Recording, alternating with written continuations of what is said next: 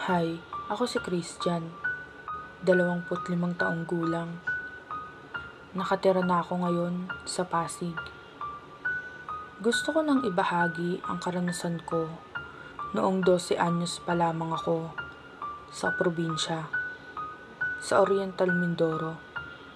Pero hindi ko nababanggitin kung saan banda o saang parte ito ng lugar. Noong mga panahon na iyon, nakatira ako sa asawa ni Papa, kay Ate Michelle, stepmother ko. Nagtataka siguro kayo kung bakit ate lang ang tawag ko sa kanya. Hindi kasi naging maganda ang samahan namin noon. At nalaman ko rin na ayaw niya sa amin ng mga kapatid ko. Ako nga pala ang bunso. Bata pa lang ako, palagi na akong sinasama sa lahat ng pwedeng pangkabuhayan doon sa probinsya. Isang hapon, sinama ako ni Nanay Pinang. Nanay siya ng stepmother ko. Sinama ako nito para maghanap sa ilog ng uulamin namin. Malayo-layo ang ilog sa amin. At sa tansya ko, aabutan kami ng dilim sa daan pa uwi. Sa paglalakad, may madadaanan muna kaming pastuhan ng mga baka. Ayon sa mga kwento, nagkaroon daw noon ng giyera sa mismong pastuhan. Sabi nila, kung papansinin ko daw ang paligid, maraming hukay. Dahil sa paghuhukay ng mga tao, madami daw kasing mga gamit na nakikita doon. Mga gamit daw noong giyera pa. Marami na din daw ang namatay sa pastuhan na iyon. Kabilang na ang bata, dalagang ginahasa, at ang pare na pinugutan daw ng ulo. Nung una, hindi ako naniniwala doon. Dahil laking Maynila naman talaga ako.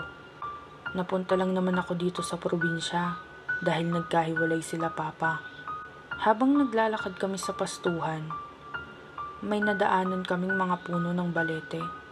4 na puno iyon. Yung una, sobrang laki, hanggang sa paliit. Tinititigan ko lang iyon dahil sa namamangha ako sa laki ng isa sa mga puno. Hindi rin ako nakaramdam ng takot. Nagpatuloy na kami sa paglalakad. Ilang oras rin ang inabot namin. Ilang oras din kami sa ilog. At nang mapansin kong paggabi na, niyaya ko na si nanay na umuwi. Wala din kasi kaming dalang flashlight nun.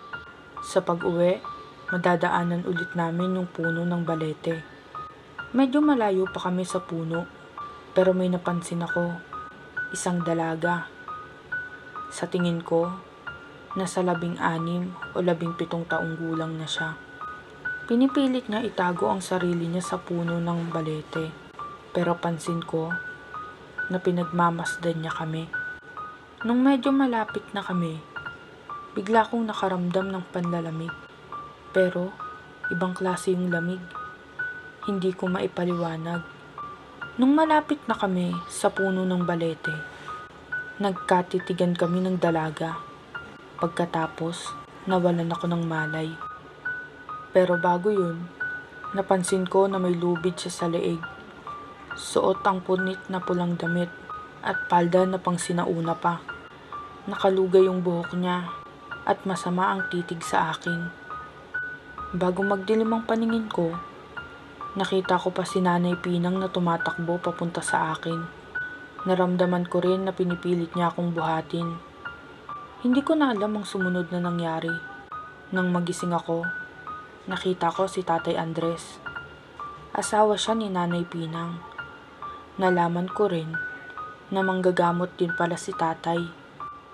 Sabi niya, nabati ka ng kaluluwang hindi pa natatahimik dahil sa nangyari.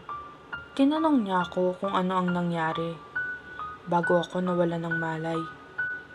Kaya ikwinento ko sa kanya.